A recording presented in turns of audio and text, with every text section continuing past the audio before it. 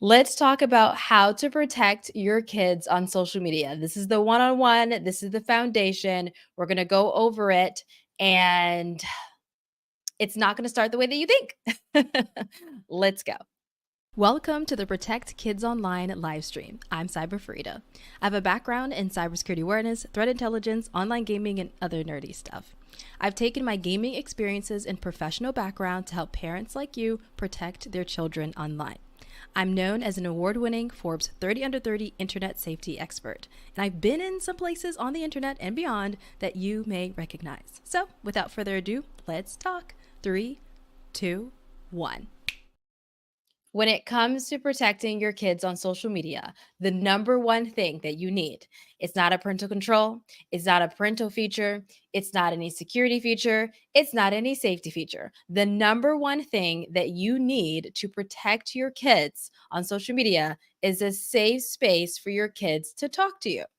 They feel comfortable telling you anything and everything without fear that you're going to take away their social media, take away their devices, get angry at them, ground them, or whatever. They should feel like if I see something on social media and it makes me feel uncomfortable, or I don't like it, or I do like it, or I'm worried about something, there's not going to be a back and forth with my mom or my dad, whoever you are in the relationship, and they believe that no matter what I tell them, I will feel safe. I'm not going to feel like, gosh, I shouldn't have told them anything. That's number one most important thing, because after that, everything else can be a little bit more important, not a little bit more important, but they come after that. So let's just say that your child is talking to a stranger online. They're more likely to clue you into what's going on if they feel like you're not judging them. You're more like of an experienced friend, and you're going to listen to them no matter how difficult and challenging it is in that moment. Let's say your child sees something inappropriate online. They're more able to come to you about it and have that conversation with you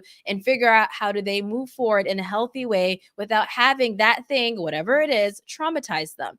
Any situation that you think of, building a safe space for your child to talk to you always will be number one. If you want to protect your child from having, I don't know, posting content online that they should not, right? Or being forced to, if they want to become, if they want to go viral, not actually putting information online that's going to compromise their safety. If they believe that you understand how they understand social media, they're going to be more likely to listen to you. If you're not always talking about the bad of social media, they're going to more likely listen to all of your tips and tricks about protecting themselves online. If they believe that you don't understand any of their experiences, then they're going to shut you out, and you don't want them to shut you out. So, as we go through all of the tips to protect your kids online today, please understand the safe space that you use to protect your kids matters more than anything else that we will talk about today. So, let's say you want to add, let's say your kid is on Snapchat. Let's say your kid is on Instagram.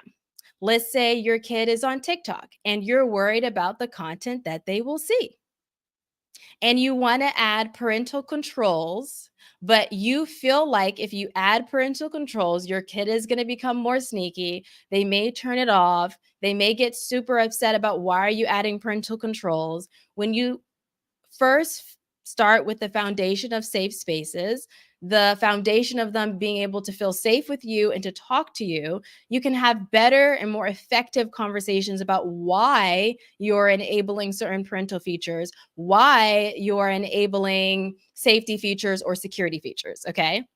So it is so important for you to start with that. Otherwise, nothing that you do to protect your kids online will matter. Let's say, for instance, that you're worried about how evolved social media is becoming. Let's say that your number one thing is, oh my God, I can learn one thing and then like a couple months later, everything's going to change. I don't know how to stay on top of everything that is happening. Okay, if that's you, then starting with safe spaces is really important, because it doesn't matter what happens or what changes or what's added or taken away with social media, because your kid is able to talk to you and you're able to have that open, honest, non-judgmental relationship with each other. You can still talk about whatever's happening. They can tell you, hey, something new happened. Or if you see something that's happening, you're able to have that conversation. So if you're worried about, like, or not worried about, if you're wondering, okay, how do I build the safe space? Like, safe space is like a term that, like, what is that practically? Practically speaking, that just means that when you're going into the conversation with your kid, it's not just a lecture. Like, when you're talking about social media safety, you're not starting like, this is what you should do or this is what you should not do. You're allowing them to take you into their digital world. So they're leading you into how they experience social media, how they love it, how they like it, how they hate it. That's the best way to start having that safe space. And you take that moment to just be with them, to just enjoy whatever they enjoy. Even if you don't enjoy it, that's fine. It doesn't matter. But you're there with them. You're creating a connection. And you're using that moment just to connect with them, and nothing about safety, nothing about tips, nothing about anything. You're just connecting with them. And then if you see something that happens, you can bring it up later on. Like, hey, remember we were looking at that?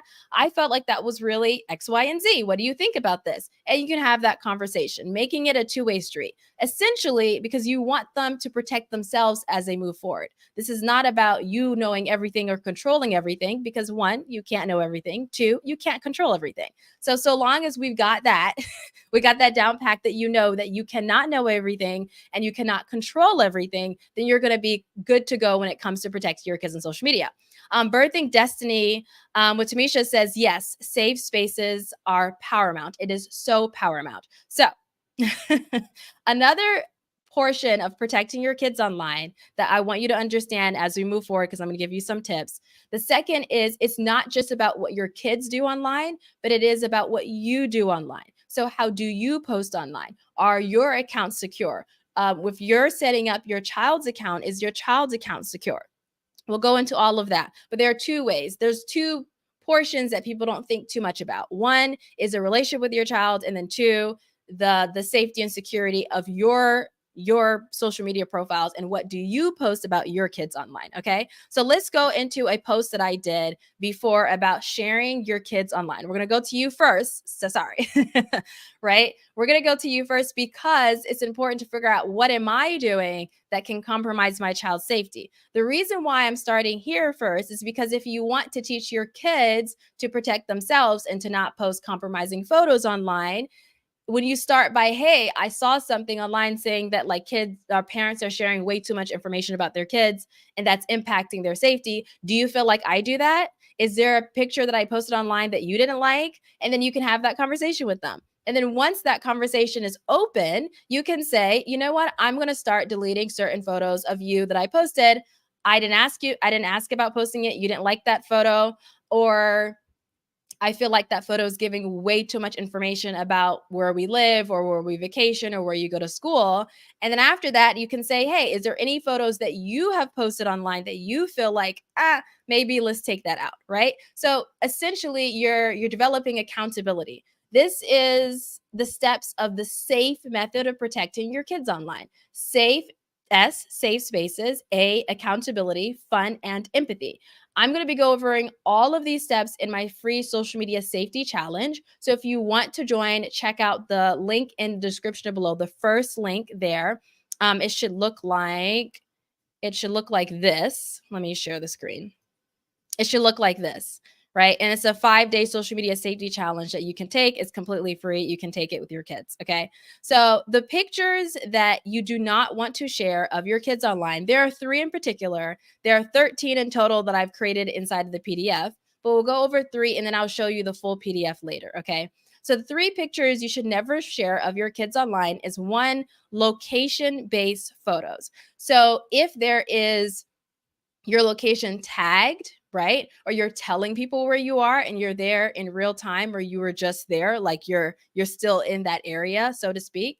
Or location-based photos, as in you're sharing where your kid goes to school, even if you don't tag the school, even if you don't mention the school, but let's say your kid goes to a private school and they have the uniform, and then the badge on the uniform, that little patch basically reveals where they go to school. Or you're taking a picture of your child of the first day of school and it's in front of the school and we can see the school. Or you're taking a picture of a report card. Or you have one of those signs that say, oh, they're going to Miss Darling's class in 2nd grade and congratulations, their first day of 2nd grade, that type of stuff. So That's what you do not want to post online. The second is any bath time photos, any photos where your kids don't have like the full clothing on. And it feels stupid, crazy and weird and stupid to say something like that because they're very innocent photos. But when you're posting them publicly online, even if you do it privately, we'll talk about that soon. But even if you do it privately, but especially if you do this publicly, you don't want those photos of your kids online. So that's one way to protect your kids on social media. Not only are you leading by example, but when it comes to talking to your teens about what not to post, they understand, hey, like my parent is actually doing what they're teaching me. They're actually following the steps that they're saying. The third is school report cards and like just any photo that reveals information. We already talked about that, so we don't have to go fully deep into that. So I made a full resource and I talked about this resource here, but inside of my resource library, this is where I have all my free resources for protecting your kids online. If you would like this library, I'm putting the information in the chat. And if you do not get this link, then that's fine. Let me know in the comments below and I'll send you the link as well. In this free resource library, let's see, we have the unsafe parental control apps, how to add Apple parental controls, but we also have the 13 pictures to never post of your kids online. Okay. So let's go into street name pictures and then we'll be done with this particular point because I don't want to spend too much time on this. So for street name pictures, you don't want to have anything in your child's background or your background that reveals where you live, where you're vacationing, or where you are at any given moment. So look in the background of any of your photos to make sure that you're not giving away location-based information about where you are at any given time. You just don't want that. You don't want anyone knowing that, and you want to teach your kids to do the same. Again, if you want this full list, then go to the comments below and I'll or let me know in the comments below. I'll send you the list. I feel like it's in the description, but I don't really know. I don't really know. Okay, so I mentioned before that private accounts, just because you have a private account does not mean that your child or your profile is safe online. And I want to go over this post that I posted on Instagram because it can really help you understand why private accounts are not enough. Okay. They give you, number one, a false sense of safety and security. They make you feel like because I have a private account, I can post a little bit more either risque photos or a little bit more private moments or a little bit more whatever that you wouldn't put online. Now, a private profile is, supposed to be private and you will post things that you otherwise wouldn't post if you have a public profile, right? However, you still want to be mindful of security and privacy when you're posting your kids. So, one, you're still more likely to post pictures of your kids that can be damaging, whether it's pictures that someone can take to cyberbully, you are posting them without consent. So, that still is damaging because they don't believe that they feel safe with you. They believe that any moment, at any time, you can take a picture and put it online, and I have no say over that. And therefore, when they grow older, as they grow older, they're less likely to practice consent with photo sharing online with themselves and, well, not themselves, but their friends, right? They're going to take pictures of their friends are going to take pictures of them, and they're going to have a hard time articulating why it makes them feel uncomfortable. And so, asking for consent is super, super important here. You most likely don't have safety features set up on your account. And I didn't want to make this live too long. I didn't want to go over like 30 minutes. So I'm going to quickly go over what I mean by safety features. Number one, you want to have a unique password for your child's account. You don't want your child's account to have a password that you reuse multiple times for your own account. This is if you're setting up the account for your child. And if your child is reusing a password they used for something else that they had, you don't want that either.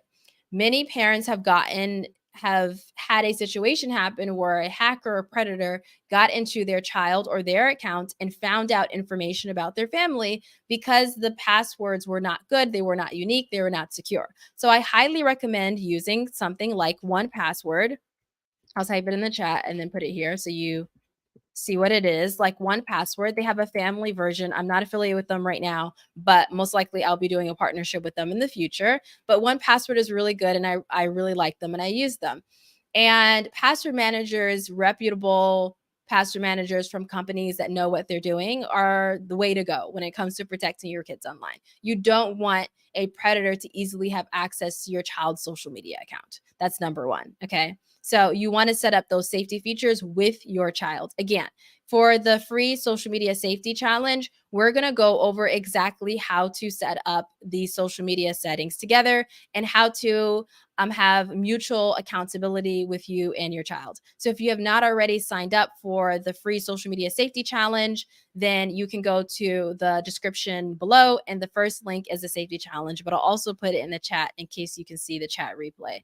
So this challenge is happening next week, but the replay of every single thing that we're going to be talking about in the challenge will be up. So even if you're watching this 3 months from now, 3 years from now, all of the information will still be up for you. All the replays will still be up for you. You're still going to get the same value as if you viewed it live. The only advantage, actually, it's a huge advantage of going through the free social media safety challenge live is that you can ask your questions live. I can answer live. You get to join the mom support group call that we're having together. So it's a whole, and we have the Facebook group that's still up for the challenge. I'm thinking of doing the challenge again live. So if that's something that you really want me to do and you're watching this in the future and you're like, yeah, I'll take this now, but I would like to do it live, then let me know in the comments below and I will do it live again. But if you're signing up for the newsletter by signing up for the challenge, you'll get notifications when I do a challenge again live that's free. So that's what we'll talk about in the challenge is setting up all the safety stuff. So I don't want you to feel overwhelmed, feeling like, oh, well, I mean, I don't know how to set up this type of stuff. How do I do that? We're going to do it in the challenge. The second thing is having two-factor authentication, just two ways of authenticating to an account. Just two ways of telling Instagram, TikTok, and Snapchat that I am who I say I am, and I'm the right person to log into this account. This is not a predator logging into my child's account or my account. This is me. And so that's very important because you don't want someone to take over your child's account, especially if it has personal information in the account, who you're talking to, where do you go to school, what's the content of the messages. Messages reveal a lot of information about you and your family. So you don't want someone in your account. Next is most people don't really know who is in their friends list. You may have someone who's impersonating someone you know. You may have someone who's just downright a stranger in your friends list. This goes for your children as well. So, doing this and having a conversation with your child about, hey, I just scrubbed my friends list. I realized that there are people that I didn't know were there. Did you find that on your social media? Like, let's do this together, or whatever it is. Like, protecting your child's account is really important when it comes to even if they have a private profile. So just look through your followings list or excuse me, your friends list to make sure. Another is that you're posting publicly available comments. Like, so you're a private account, but you're posting publicly on someone else's page and you're talking about your kids in great detail that gives someone way too much information about who your child is and what's going on in your life in any given moment. So being careful about that. If you're commenting on your friend's Instagram that has a public profile, your friend's Facebook post that is set to public, you want to be sure that you're not revealing too much about your family there. And this is just a reminder that predators go to the lowest hanging fruit when it comes to getting into people's accounts, getting into Roblox accounts, Minecraft accounts, Instagram, TikTok, and Snapchat, and any other platforms. So being mindful about what you're posting, how you're posting, and setting up security well is very, very, very important. Again, we're going to talk about this in the 5-day free challenge. So if you have not joined yet, feel free to join. Over 300 parents have joined the challenge, and I'm so excited to be having this. And I would like to do it again live. So if there's enough interest, then that's what we will do. Again, let's recap on what we said. If you want to protect your kids online, yes, you're going to have to talk about stranger danger. Though I have opinions on stranger danger, you don't want to be too deep into that because when it comes to social media, you have to understand that your kid, if they're talking to a stranger, they don't view that person as a stranger. So that stranger danger conversation has to shift to a red flags when you're talking to someone conversation, right? And Love 146, actually, I didn't even plan to share this, but let me see. Love 146 online safety. Yes. So they have some really great tips on keeping your kids safe on social media. So let me share their link right here. Okay. Let me share this. You want to basically give your child, oops, an understanding of what the red flags look like when they are talking to somebody online. And that's way more helpful than if you tell them to not talk to strangers online. So I'm putting this in the chat as well. If you don't get this, let me know. I can put it in the comments as well. But love146.com online safety. So telling them this is of course some things that you can do for social media, but I want to focus on the 8 red flag phrases. So your kids knowing what phrases are red flags. If someone says, "Let's go private," DM me, "Are you alone?" Send me a picture. Is you seem sad, what's bothering you? They're trying to get more information, connect with your kid.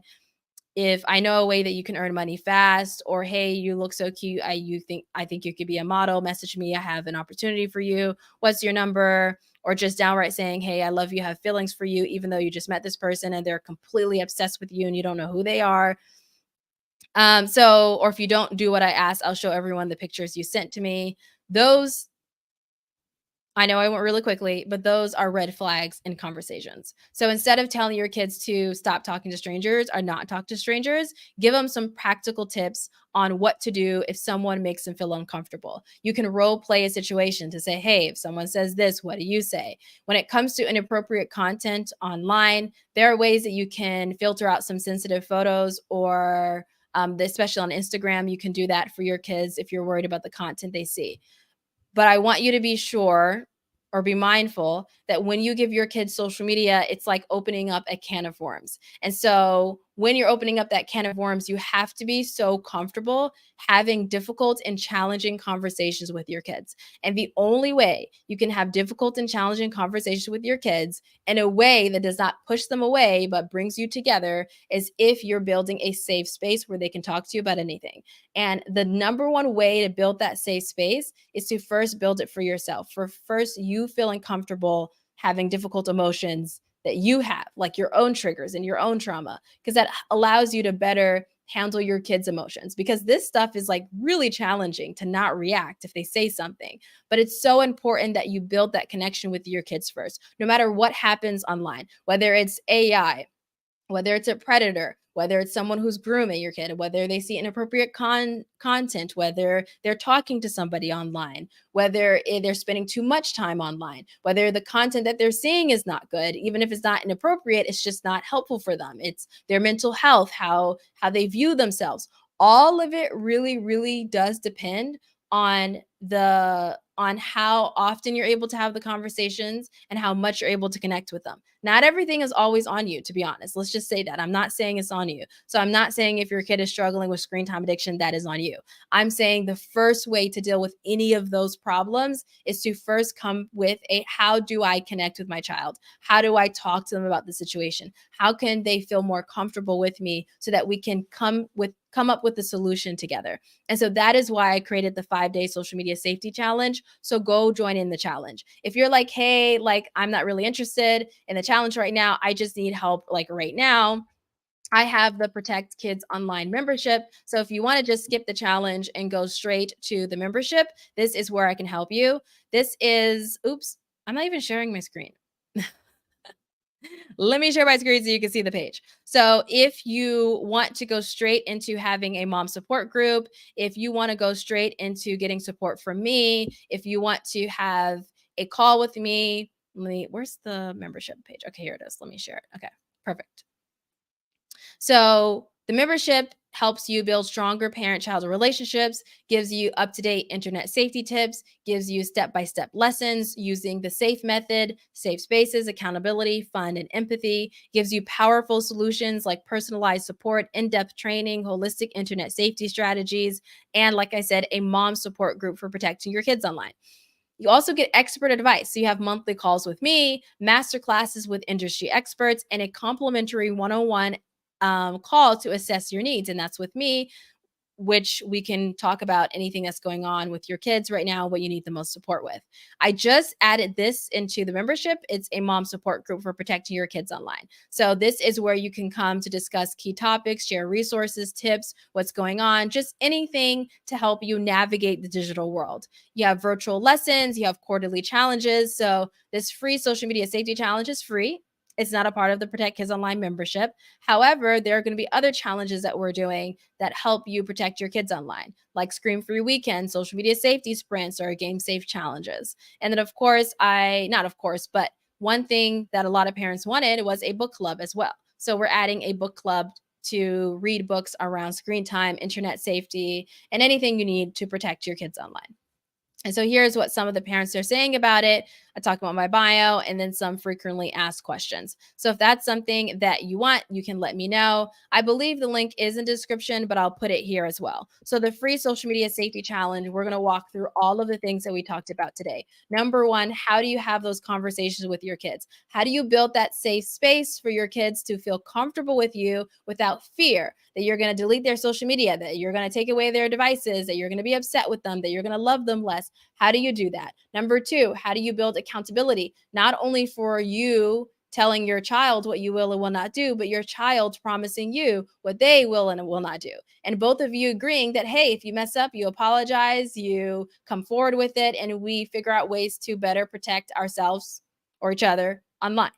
Okay. And the F is, how do you have fun with your kids on social media? How do you make this not all about the doom and gloom about social media? Because one thing I always say is that if you're always talking about the bad of social media, your kids are not going to feel comfortable talking to you about the good. Because when they go to talk to you about the bad, they feel like they're reinforcing your negative point of view of social media, which is more likely for you to take it away or be upset with them or say, this is why I don't want you on Snapchat, this is why I don't want you on TikTok, I knew I should have taken it away. If your child is coming to you about anything, that is a sign that they at least feel just comfortable enough to test the waters to see, can I actually talk to my parent? So even though it's difficult, please view that as a win and lean in and figure out, okay, how can I connect with you through this? Can you explain more about that? And then the E is empathy, showing empathy for your child, but honestly, showing empathy for yourself. It starts with what you give yourself first, and then, of course, what you give your child. But it's more challenging to give your child that digital empathy that they need if you're not giving empathy for yourself. So, understanding why they experience certain things, why do they think a certain way, what are their experiences with that, empathizing with how they view the online world. But also, digital empathy goes into teaching your kids to have empathy for themselves, to figure out healthy boundaries when it comes to talking to people online, when it comes to screen time, when it comes to the people that they're following and watching and the impact that it has on them. Are they being empathetic to their own reactions to what they see online? Or do they feel like I have to follow the status quo because everyone's doing this or everyone's saying this or everyone is following this person, right? So that is what the safe method to protecting your kids online is. If you have any questions, let me know. Put it in the comments below and I will go and work to answer them. Again, check out the free social media safety challenge and then check out the Protect Kids Online membership. Until next time, bye.